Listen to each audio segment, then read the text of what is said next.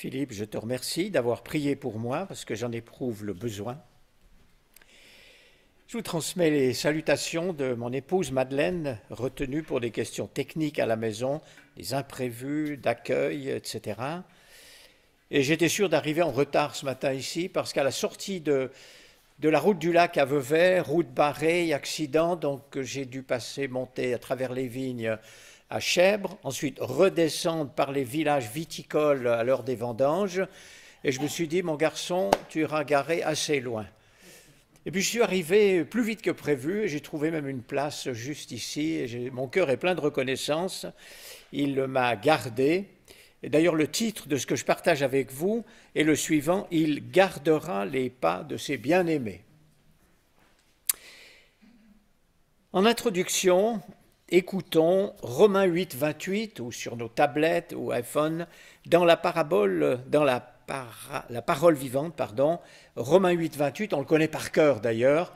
Nous savons du reste que les intentions bienveillantes de Dieu sont à l'origine de tout ce qui nous arrive. Dieu fait concourir toutes choses au bien de ceux qu'il aime, car c'est conformément à son plan qu'ils ont été appelés au salut. Et cette déclaration est une affirmation absolument rassurante, réconfortante au long de notre parcours de vie. Et je voudrais rappeler en première partie combien l'amour de Dieu est toujours bienveillant, formateur, pédagogique et personnalisé. Et il est constructif à long terme. C'est un amour tellement patient. On pourrait tous rendre témoignage de cela. Et c'est vrai que Dieu intervient au travers de nos circonstances pour développer notre compréhension, notre intelligence spirituelle, pour notre bien. Et son amour est aussi un amour saint, pur, sans mélange, toujours juste. Et on pourrait penser que le mot « bien », dans Romains 8, 28, signifie santé, ou pas de cancer, ni vaccination obligatoire, réussite professionnelle, toutes sortes d'autres bénédictions matérielles. Mais c'est vrai qu'il n'est pas écrit au bien, au pluriel, A-U-X, pas du tout, mais au singulier, à notre bien. Donc ce n'est pas nos biens matériels. Vous savez que les bénédictions matérielles, des promesses sont adressées à Israël. Il suffit de lire Deutéronome 28, les 14 premiers versets, sans oublier la partie la plus longue de ce chapitre, du verset 15 au verset 68, pour voir que ces promesses sont conditionnelles. Et c'est vrai qu'on est matraqués les uns et les autres par de la pub qui nous dit, entre autres, que nous bénéficierons d'un plus pour la vie si nous achetons dans tel commerce. Ailleurs, on nous promet d'être nous-mêmes si nous adhérons à telle caisse maladie ou achetons telle paire de chaussures. Ça s'appelle vendre du vent, et ça marche. Hein. Et ce vent souffle fort et constamment et vient des 4 points cardinaux. Mais rien de cela en compagnie de notre berger, Seigneur et Sauveur. Grâce au souffle, au vent du Saint-Esprit en nous, Dieu fait concourir toutes choses à notre bien. Et ce bien, ce n'est pas autre chose que la ressemblance de plus en plus grande à Jésus-Christ. C'est le verset 29 de Romains 8 qui nous le dit. Je ne vais pas vous le lire. Si, je vais vous le lire. Dieu a enveloppé d'avance dans son plan d'amour ceux qu'il a aussi destinés depuis le commencement à porter son image. Il a décidé de faire d'eux ses enfants au même titre que son propre fils et de les façonner pour qu'ils lui ressemblent. Alors, dès notre nouvelle naissance, nous franchissons plutôt des catégories de mûrissement, de croissance qui sont connues. Nous sommes nouveau-nés, bébés en Christ, jeunes gens, jeunes filles dans la foi, et puis père et mère, adultes, mûrs, dans la foi. Il n'y a pas de trace de grand-père et grand-mère dans la foi ou d'avoir une vieille foi qui sent le rance. Alors, cette transformation ne cessera que le jour où nous serons rendus semblables à Christ. Mon deuxième point s'enracine dans l'Ancien Testament. Et j'ai opéré une sélection de 4 témoignages d'hommes et de femmes, et ils résument eux-mêmes, à leur manière, leur inébranlable foi dans cette bienveillance divine et le fait qu'ils sont aussi guidés dans leurs pas, dirigés. Et cela bien longtemps avant nous, parce qu'ils n'avaient pas la promesse, par exemple, de Romains 8, 28. Alors j'ai pensé au témoignage exceptionnel qu'est Job. Et au cœur de son tourment, chapitre 19, versets 25 et 27, je les lis, il confesse sa foi, sa confiance d'être accompagné malgré tout, je dirais fondamentalement, profondément en lui, ce qu'il dit. Pour ma part, je sais que celui qui me rachète est vivant et qu'il se lèvera le dernier sur la terre.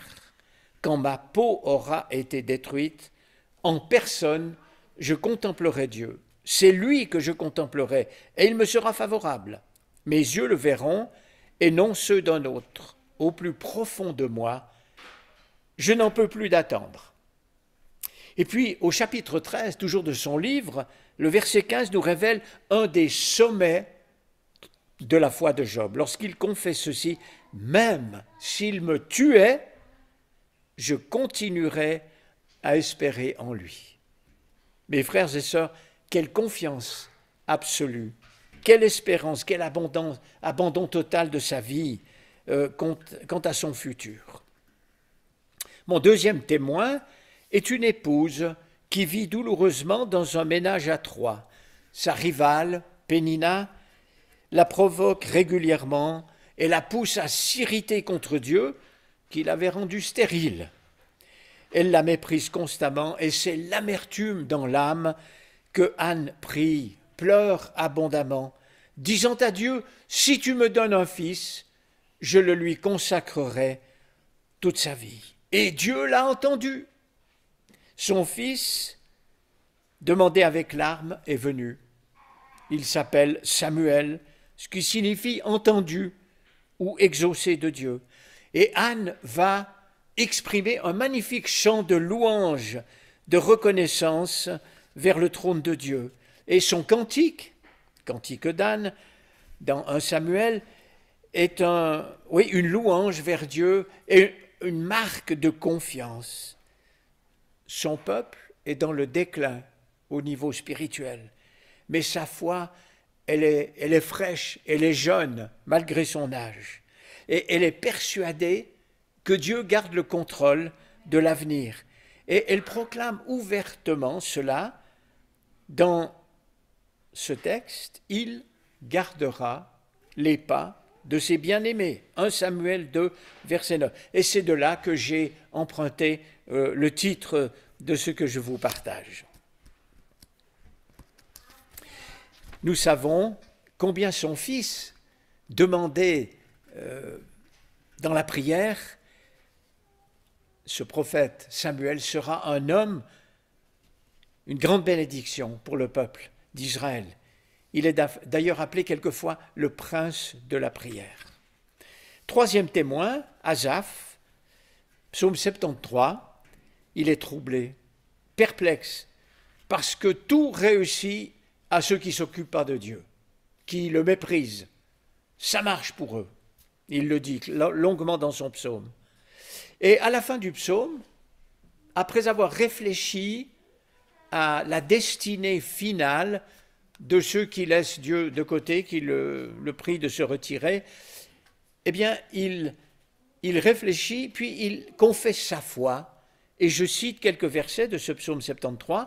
« Cependant, je suis toujours avec toi. Tu m'as empoigné la main droite, tu me conduiras par ton conseil, puis tu me prendras dans la gloire. Qui d'autre ai-je au ciel et sur la terre? Je ne prends plaisir qu'en toi. » Et il y a des versets très forts qui suivent là, je les ai imprimés en gras sur mes notes, mon corps et mon cœur peuvent s'épuiser. Dieu sera toujours le refuge, non, le rocher de mon cœur et ma bonne part.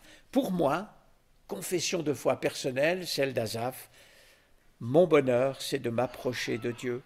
Je place mon refuge en toi, Seigneur éternel, afin de raconter ce que tu as fait. Quatrième témoin, David. Il est accablé une fois de plus, faussement accusé, psaume 31, il confesse sa foi dans un temps difficile. Je cite, « Je suis oublié, effacé des mémoires comme un mort. » J'ouvre une parenthèse, dans le temps de dépression que j'ai connu il y a plusieurs années, je me suis identifié à ce verset. J'étais un homme oublié, comme un mort, comme un objet. Je reviens à David. Je suis comme un objet qui a disparu. J'apprends les mauvais propos de plusieurs. Je suis assailli de terreur quand ils se concertent contre moi et complotent de m'ôter la vie. Et soudain, c'est pas dans le texte, changement de registre dans les paroles de David. Mais moi, je me confie en toi, éternel Dieu. Je dis, tu es mon Dieu, mes destinées, mes temps sont dans ta main. Affirmation à sa manière que Dieu guide et guidera ses pas. David a une autre parole qui va dans le même sens, au psaume 138, au psaume 57, plutôt verset 3, « L'Éternel terminera ce qu'il a commencé pour moi. » Une autre traduction dit « Il mènera tout à bonne fin. » Alors je résume ces 4 confessions de foi, de confiance dans l'avenir. Elles sont étalées au long des siècles. Elles sont parsemées, ces confessions de foi sont parsemées de larmes, de doutes, de défaites, d'angoisse, de victoire, d'espérance aussi, d'apaisement, de chants de louange et d'adoration. C'est vous et moi, cela, dans notre vie. Alors je rappelle ces 4 confessions de foi. Même s'il me tuait, je continuerai à espérer en lui, déclare Job. Il gardera les pas de ses bien-aimés, chante Anne. Mon corps et mon cœur peuvent s'épuiser, Dieu sera toujours le rocher de mon cœur et ma bonne part, s'exclame Asaph. Tu es mon Dieu, mes destinées, mes temps sont dans ta main. L'Éternel terminera ce qu'il a commencé pour moi, confesse David. On pourrait multiplier les exemples. Troisième et dernier point, Jacob.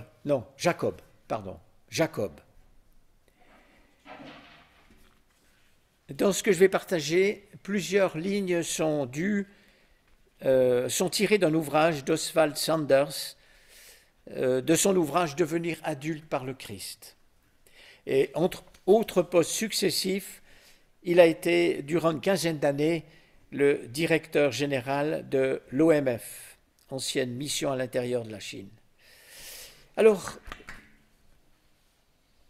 intéressant de voir ce que Dieu dit de Jacob. J'ai aimé Jacob. Ne crains pas, vermisseau de Jacob. Un vermisseau, c'est un petit ver, une larve du sol. Et pourtant, Jacob, le petit vermisseau, cet homme sans valeur, objet de l'amour de Dieu, devient un prince puissant devant Dieu et devant les hommes. Dieu a discerné quelque chose que les hommes ne discernaient pas, et Dieu n'est pas pris au dépourvu, dépassé par l'homme au tempérament difficile, rusé, trompeur, calculateur.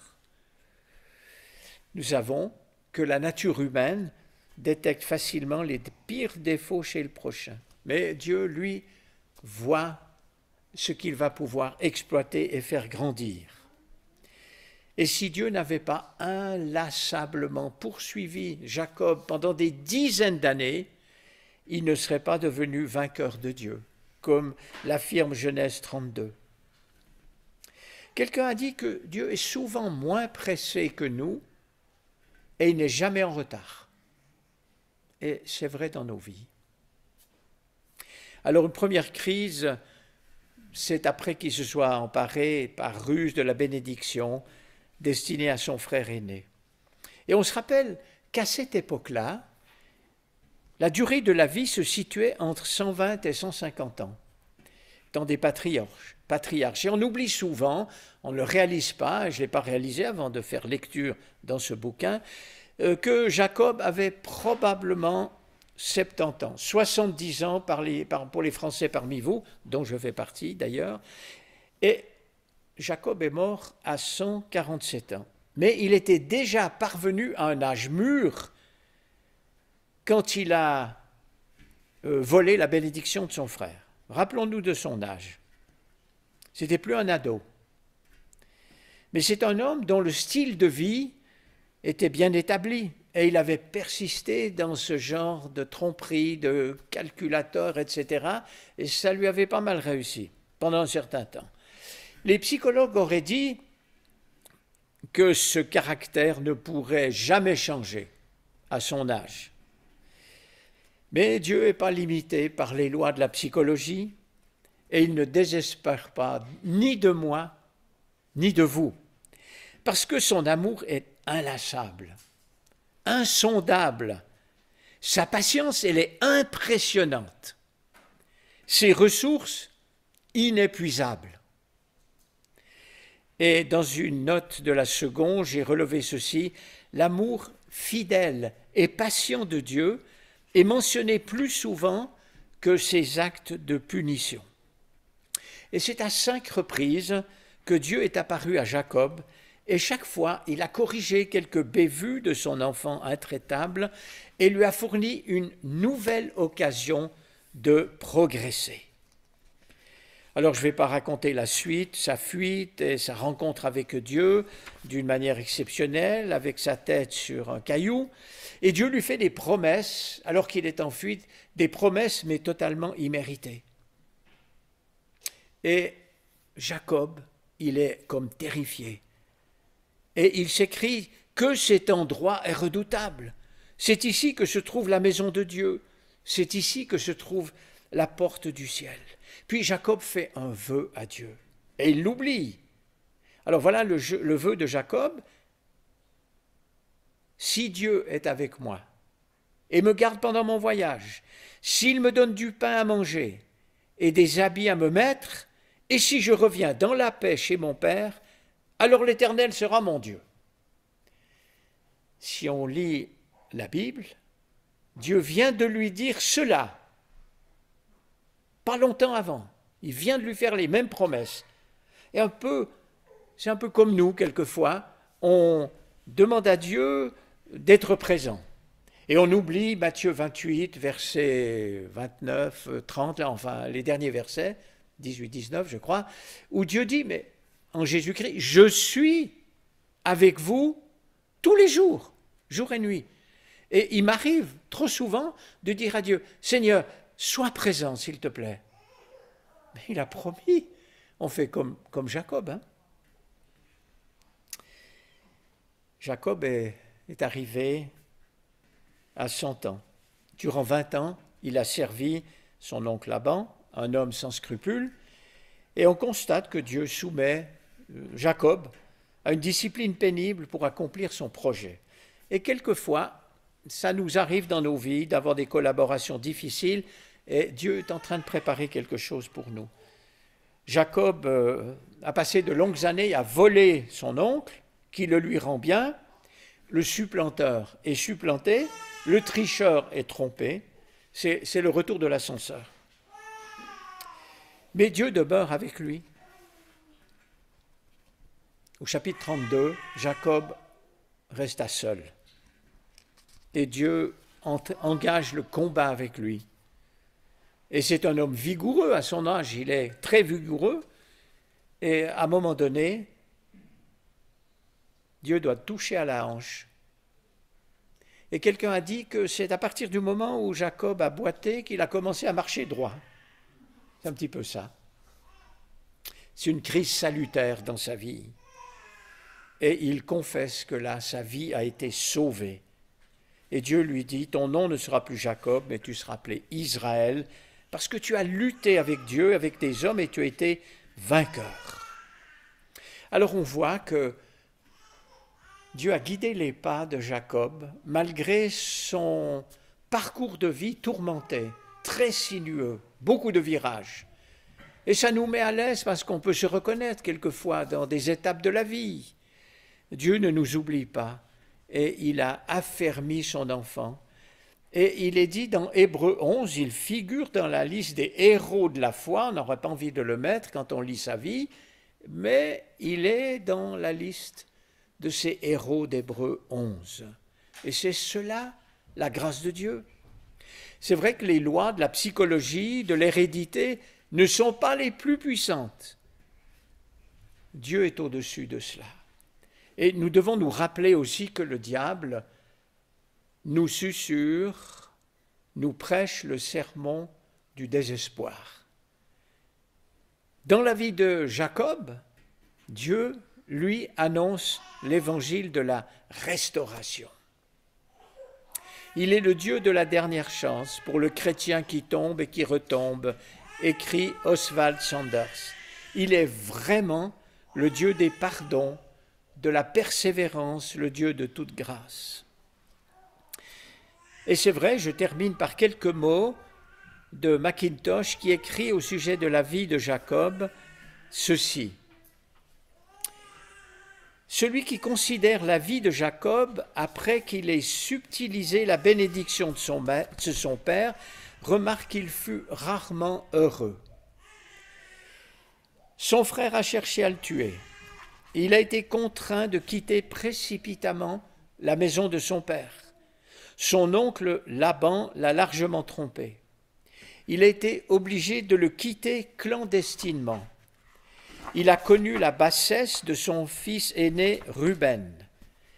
Il a souffert de la traîtrise et de la cruauté de Siméon et Lévi envers les habitants de Sichem. Il n'a pas revu sa mère Rebecca, qui avait organisé la supercherie. Il a eu la douleur de perdre son épouse bien-aimée. Il a cru prématurément à la mort de Joseph. Et pour couronner le tout, la famine l'obligea à se rendre en Égypte et à mourir dans ce pays étranger. Fin de citation. Mais Dieu ne sommeille pas. Dieu veille. Et Dieu a toujours eu les yeux sur son enfant. Et je dirais que je suis plus proche du Dieu de Jacob que du Dieu d'Abraham et d'Isaac. Parce qu'on a tellement de détails sur la vie de Jacob et autant d'interventions encourageantes dans sa vie. Merci pour votre patience.